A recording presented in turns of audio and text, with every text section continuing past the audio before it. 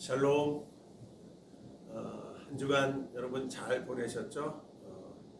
교수님은 월요일날, 화요일날 대천 쪽에 세미나를 갔다 왔는데 눈이 그냥 한방눈이 얼마나 많이 왔고 갑자기 날씨가 추워져 가지고서 눈이 와서 기쁨도 있었지만은 또 날씨가 추워진 바람에 고생을 좀 했습니다. 항상 우리가 환절기에 건강도 조심해야 되고 아직 코로나 팬데믹 상황 속에서 위드 코로나라고 하지만은 발생하는 그러한 부분들도 계속 있기 때문에 더욱 우리 특별히 우리 학생들 어디 외출하거나 또 다니는 그 장소에 여러분들이 항상 유의하시고 조심할 수 있기를 바랍니다.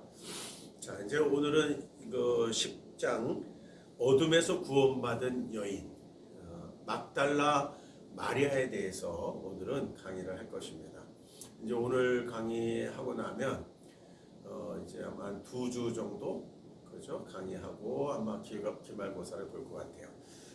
14강까지 강의가 있는데 교수님 한 주에 2과목을 이제 하게 될지 교수님이 하여튼 더 연구를 해서 여러분들에게 강의하도록 이렇게 하겠습니다. 인생의 만남에는 3가지가 있다고 합니다. 우선 가장 잘못된 만남은 생선 같은 만남이다.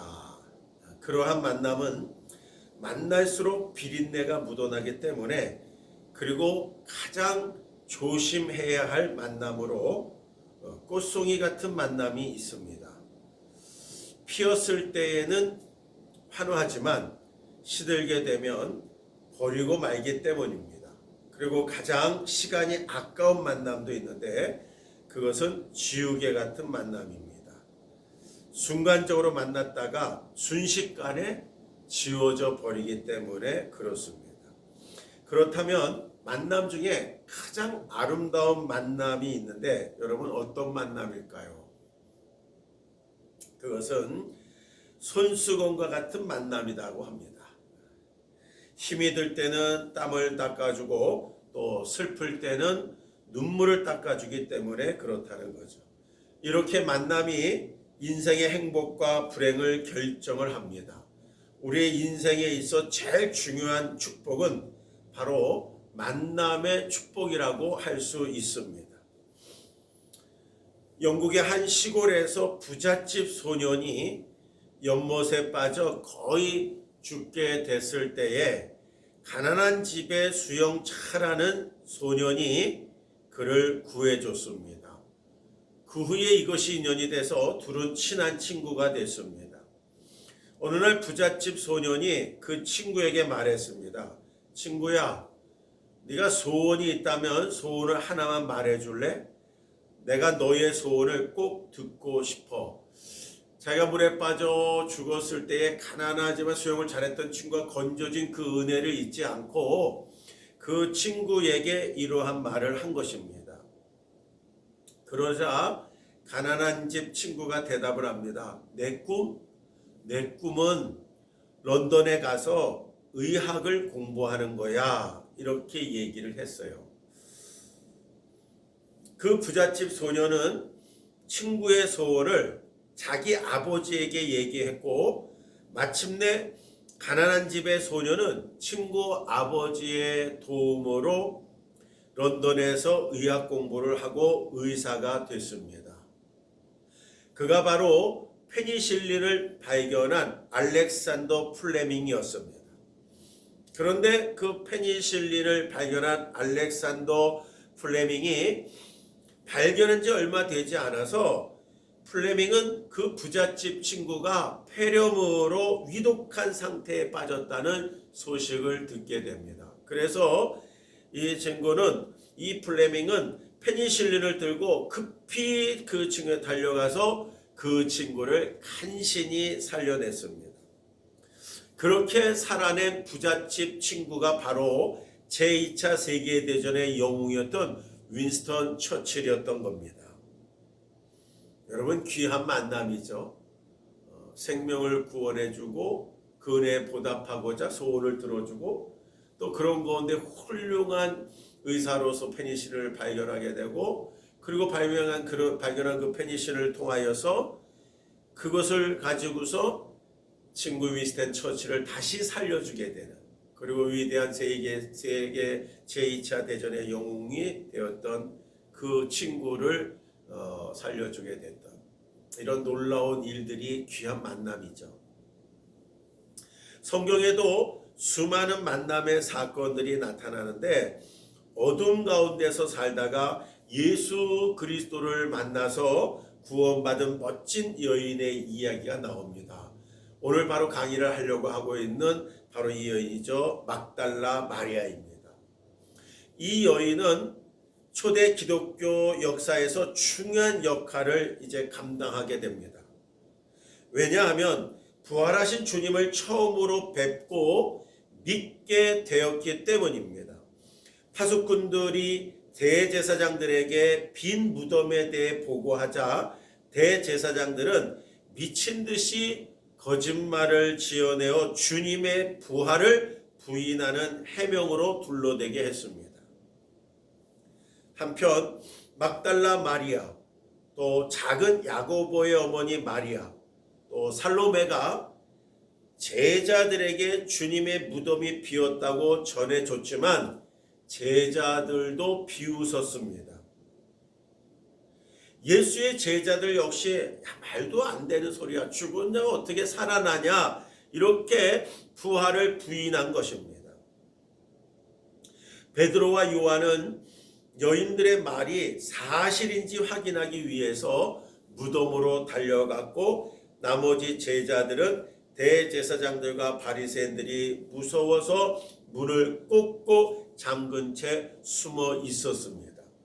자신들도 예수를 따르고 추종한 자라 해서 잡혀가서 죽을까 봐 이렇게 행동을 한 겁니다. 그동안 막달라 마리아는 마음을 종잡을 수가 없어서 그 동산으로 다시 돌아갔습니다. 이렇게 중요한 역할을 한 막달라 마리아는 어떤 여인이었는가? 그것이 바로 오늘 강의를 전개해 나가는 그러한 스토리가 될 겁니다. 먼저 이제 하나씩 어두운 과거부터 막달라 이야기를 하겠습니다. 막달라 마리아는 그의 생애가 어두운 과거와 함께 출발한다고 말합니다.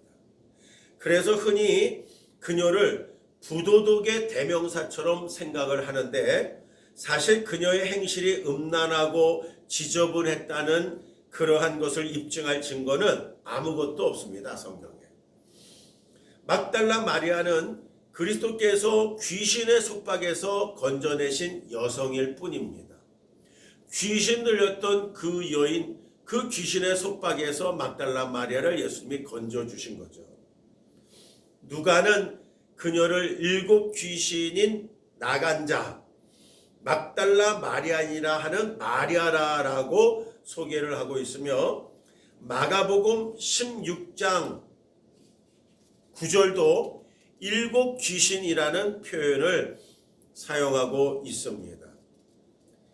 마리아라는 성씨에서 추론할 수 있는 실마리 외에 그녀의 과거에 관한 세부 정보는 알 수가 없었습니다. 알 수 없습니다. 막달라는 오늘날의 성씨 개념과는 좀 다르다고 할 수 있습니다. 그녀는 그 성을 사용하는 가문에서 태어나지를 않았습니다.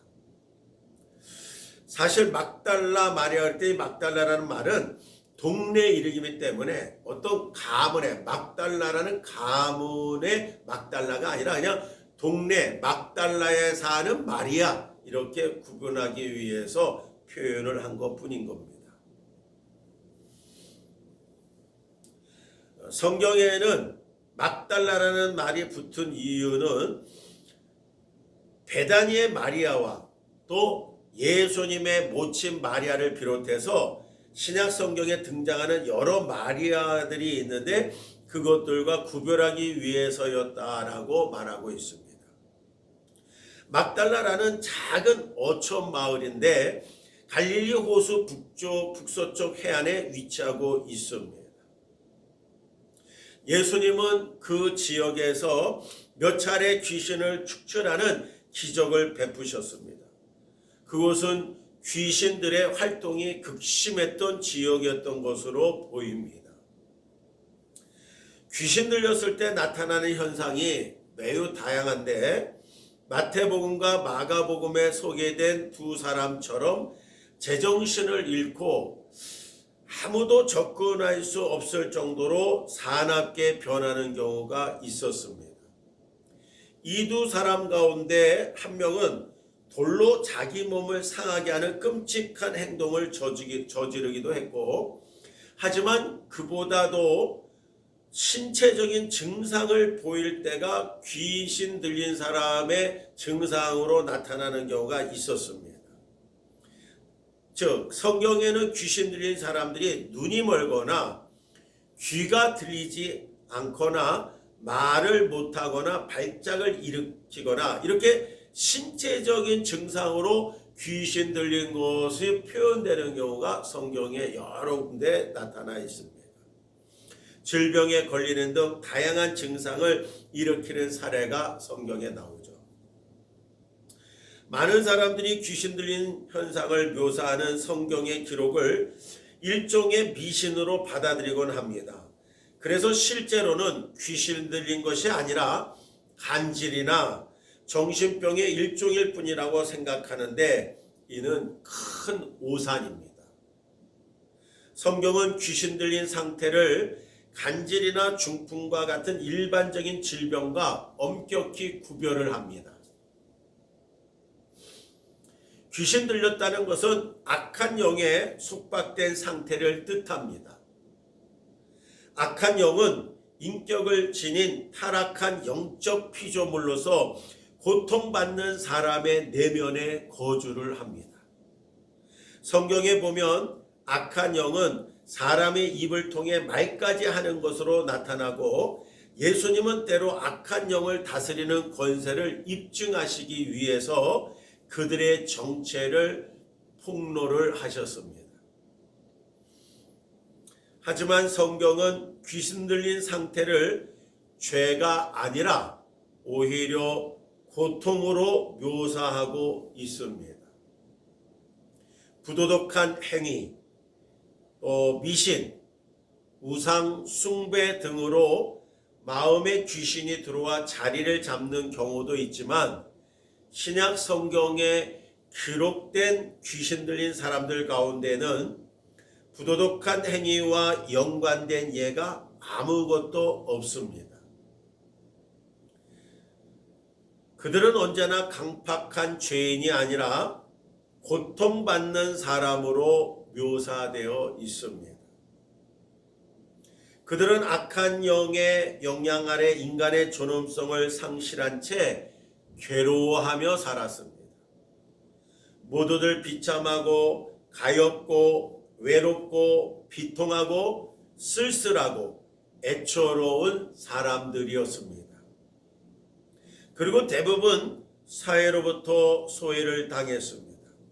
성경은 그들을 파괴된 인생을 살아가는 희생자로 묘사를 하고 있습니다.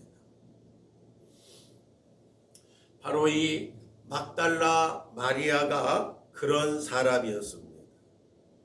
사람들이 그녀를 위해서 해줄 수 있는 일은 아무것도 없었습니다. 그녀는 귀신의 괴롭힘에 속박된 죄수나 다름없었던 것입니다. 우울, 불안, 불행, 외로움, 자기 혐오, 또 수치, 공포를 비롯해 온갖 형태의 비참함이 그녀를 짓눌렀습니다. 막달라 마리아는 소경이나 귀머거리, 정신병자 등 귀신의 역사에 휘말린 다른 희생자들만큼이나 혹독하게 고통을 받았을 것입니다. 그녀의 상태를 자세히는 알 수 없지만 아마도 최소한 이 7가지 고통에 시달리며 늘 괴로워하며 살았을 것입니다. 7 귀신 들린 이런 표현이 바로 이러한 것들을 대명하고 있습니다.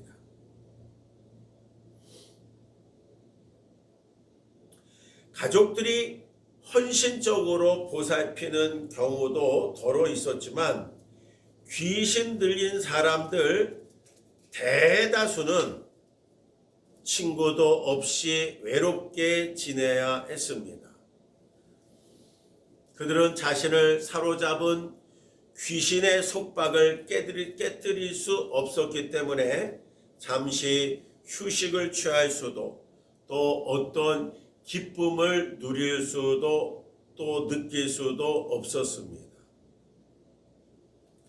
막달라 마리아의 경우에 성경이 그녀의 끔찍한 삶을 세세히 언급하지를 않는 것은 일종의 의도적인 배려일 수도 있을 것입니다. 우리는 성경에 기록된 내용만으로도 그녀가 침울하고 괴로운 영혼의 소유자였다는 사실을 충분히 감지할 수 있습니다. 특히 많은 귀신들에게 시달렸기 때문에 훨씬 더 비참한 삶을 살았을 가능성이 높습니다. 아마도 사람들이 회복에 불능한 미치광이라 여길 정도로 극심한 정신착락 상태를 알았다고 보아야 할 것입니다. 이것이 막달라 마리아의 비참한 인생의 삶이었습니다. 그런 그가 이제 은혜로운 구원을 받게 되죠. 바로 예수님께서는 그 모든 고통에서 그녀를 구원하셨습니다. 누가와 마가가 귀신에 사로잡힌 그녀의 과거를 간단히 언급했던 이유는 오로지 그녀를 향한 주님의 선하심과 은혜를 강조하기 위해서였습니다. 그들은 막달라 마리아의 끔찍한 과거를 자세히 언급하지 않고 단지 그녀가 귀신들에게 속박되어 있었다는 사실을 언급함으로써 예수님의 은혜로운 능력을 한껏 부각시켰습니다. 성경에서 귀신 들렸다가 고침을 받은 경우를 살펴보면 한 가지 흥미로운 사실을 발견할 수 있습니다. 바로 귀신 들린 사람들이 스스로 예수께 나와 구원을 요청하지 않았다는 사실입니다. 그들은 대개 다른 사람에게 이끌려 예수님께 나왔습니다. 때로는 예수님이 그들을 부르시거나 직접 그들에게 다가가시기도 하셨습니다. 또 귀신이 예수님을 보고 깊은 실망과 놀람을 드러내며 소리를 지른 적도 있습니다. 귀신들은 예수님 앞에 제발로 나가지 않았습니다. 자신이 사로잡고 있는 사람이 그분께 다가가도록 허락하지도 않았습니다. 그들은 종종 예수님을 향해 항의의 말을 내뱉었고 때로는 사로잡은 가엾은 영혼을 예수님으로부터 떼어놓고자 최후의 수단으로 격렬한 경련을 일으키며 공포감을 조성했습니다. 하지만 예수께서는 놀라운 능력으로 바로 그 귀신들을 다 내쫓아서 많은 사람을 구원을 하셨습니다. 예수님은 늘 즉각적이고도 완전하게 귀신을 쫓아내셨습니다. 바로 이 막달라 마리아도 그들 가운데 하나였습니다. 그녀가 언제나 또 어떻게 속박에서 풀려났는지는 자세히 나와 있지 않지만 예수님께서 그녀를 해방하신 것은 분명합니다. 언제 어디서라는 것은 정확하게 기록되어 있지 않습니다. 그녀는 그분의 은혜로 자유를 얻었습니다. 예수님의 은혜로 자유를 얻었습니다. 귀신과 죄에서 해방된 뒤 그녀의 삶은 단지 개선된 것이 아니라 완전히 변화되어 새 사람이 되었습니다. 막달라 마리아가 7 귀신이 들렸었다는 사실은 매우 흥미롭습니다. 일반적으로 말해서 악령의 지배를 받고 있었던 것입니다. 즉 정신병이나 광기에 가까운 우울증 혹은 간질병을 앓고 있던 사람이었다고 봅니다. 하버트 로키어가 쓴 책에 보면은 재미있는 표현이 있습니다. 성경에서 7은 완전을 의미합니다. 그런 면에서 볼 때에 귀신이 완전히 들렸다가 예수님의 치유 능력으로 깨끗하게 낫게 되었다는 표현으로 7 귀신이라고 표현을 했다, 이렇게 소개를 합니다. 그러한 막달라 마리아가 예수님의 부활의 첫 목격자이며 부활의 첫 증인이 되었습니다. 예수님을 쫓아다니던 제자들에게 이 막달라 마리아가 가서 예수님이 살아나셨다, 예수님이 부활하셨다라는 것을 증거했습니다. 예수님의 부활을 나가서 증거한 사람이 바로 사도였다는 사실을 생각해 본다면 막달라 마리아는 예수님의 첫 번째 사도로서 자격을 가진 사람입니다. 자격을, 사도 아닌데 예수의 부활의 소식을 첫 번째 증거한 그러한 사역의 모습을 보고 그가 사도로서 자격을 가진 것이라는 것이죠.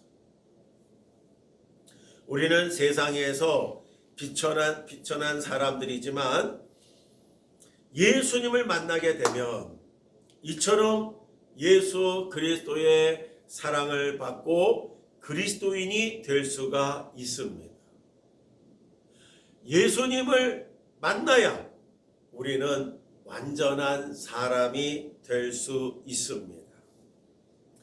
막달라 마리아처럼 귀신의 지배 속에 살던 사람도 예수님을 만나기만 하면 그분의 능력으로 자유하게 될 수가 있습니다. 이제 끝까지 충실한 제자의 모습으로 한번 마리아를 보겠습니다. 막달라 마리아는 예수님의 제자들 틈에 섞여서 이제는 제자들과 함께 많은 곳을 예수님을 따라 돌아다녔습니다. 그녀가 귀신에게서 해방된 사건은 예수님의 갈릴리 사역 말기에 일어났던 것으로 보입니다. 예수님의 십자가 사건 이전에 그녀의 이름을 언급한 복음서 저자로는 누가가 유일합니다. 그녀의 이름은 아래의 본문에 잘 나타나 있는데 바로 누가복음 8장 1절에서 3절 말씀입니다. 그 후에 교수님 읽어봅니다. 그 후에 예수께서 각 성과 마을에 두루 다니시며 하나님의 나라를 선포하시며 그 복음을 전하실세 12 제자가 함께 하였고 또한 악귀를 쫓아내심과 병 고침을 받은 어떤 여자들 곧 7 귀신이 나간 자 막달라인이라 하는 마리아와 헤롯의 청지기 구사의 아내 요한나와 수산나와 다른 여러 여자가 함께하여 자기들의 소유로 그들을 섬기더라. 누가복음 8장 1절에서 3절까지의 말씀입니다. 예수님은 전도 여행을 하시면서 여성 제자들의 추종을 허락하셨는데 이런 관습은 부적절한 문제를 전혀 일으키지를 않았습니다. 예수님의 일행이 여행하면서 많은 일이 있었지만 예수님의 이름과 평판이 비난받을 만한 요소는 전혀 없었습니다. 예수님의 원수들은 그분을 고소할 빌미를 찾으려고 혈안이 되어 있었지만 만일 예수님과 여성 제자들의 관계에서 뭔가 의심스러운 낌새가 발견되었다면 아마 즉시 그 문제를 지적하고 나섰을 것입니다. 하지만 예수님에 대해 거짓 증거를 하고 그분을 가리켜 먹기를 탐하고 포도주를 즐기는 사람이라고 비난했던 원수들조차도 여성 제자들을 데리고 다니시는 것을 문제 삼은 사람은 하나도 없었습니다. 그들은 모두 영적인 일에 온전히 헌신했던 경건한 여성들이었습니다. 또한 그들은 가정에 머물러야 할 의무나 책임에서 자유로웠던 것이 분명합니다. 만일 그들이 그런 의무를 이행하지 않았다면 예수님이 따라다니는 것을 허락하셨을 리 만무합니다. 예수님과 여성 제자들의 관계에서 부적절하거나 무분별한 일은 조금도 없었습니다. 당시 랍비들은 대부분 여성을 제자로 두지 않았습니다. 하지만 예수님은 남자와 여자에게 똑같이 그분의 멍에를 메고 배우라고 권고를 하셨습니다. 이것은 성경이 여자를 얼마나 존중하는지를 보여주는 또 하나의 증거입니다. 누가는 막달라 마리아와 다른 여성들이 예수님을 자기들의 소유로 섬겼다고 진술을 했습니다. 아마도 마리아는 물려받은 재산을 예수님과 제자들을 위해서 사용했던 것으로 보입니다. 예수님의 제자들 틈에 섞여 함께 이곳저곳을 돌아다녔던 것으로 보아 그녀는 결혼을 하지 않았거나 부모를 비롯해 가까운 가족에 대한 의무에서 자유로웠을 것입니다. 어쩌면 그녀는 과부였을 수도 있습니다. 막달라 마리아가 젊은 처녀였다는 증거는 성경 어디에도 없습니다. 여성들의 이름 가운데 그녀의 이름이 맨 앞에 적혀 있다는 사실은 바로 그들 가운데에서 존경받는 위치에 있었음을 암시하고 있습니다. 막달라 마리아는 다른 여자들이 예수님을 버렸을 때도 그분의 충실한 제자로 끝까지 남아 있었습니다. 실제로 그녀는 예수님에 대한 적대감이 사방에서 고조되어 비유로 가르치시기를 시작하셨을 때 누가복음에 처음 등장을 합니다. 다른 여자들은 예수님의 가르침을 못마땅히 여겼지만 막달라 마리아는 그분의 곁에 머물렀습니다. 다른 여성들이 더 이상 그분과 함께 다니지도 않을 때도 그녀는 끝까지 예수님 곁에서 충실했습니다. 그녀는 예수님의 마지막 유월절을 지키기 위해 예루살렘에 올라가셨을 때도 갈릴리에서부터 그분을 따라갔습니다. 막달라 마리아는 예수님의 십자가, 아니 그 이상까지도 따르며 그분에게 변함없이 충성을 했었던 여인입니다. 여기서 잠깐 끊고 그 다음 2강으로 이어가겠습니다.